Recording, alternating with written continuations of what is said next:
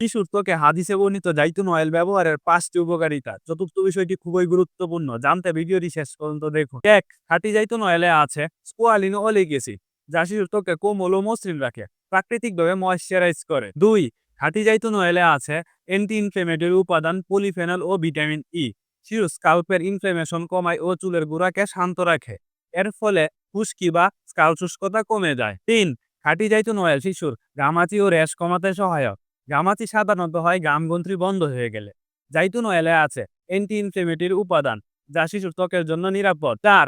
খাঁটি জাইতুন অয়েলে আছে anti bacterial ও anti fungal উপাদান।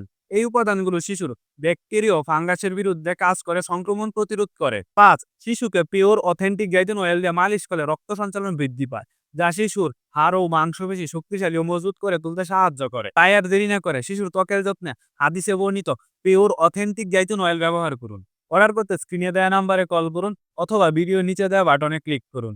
ভালো থাকুন, সুস্থ রাখুন, ফিডব্যাকের সাথেই থাকুন।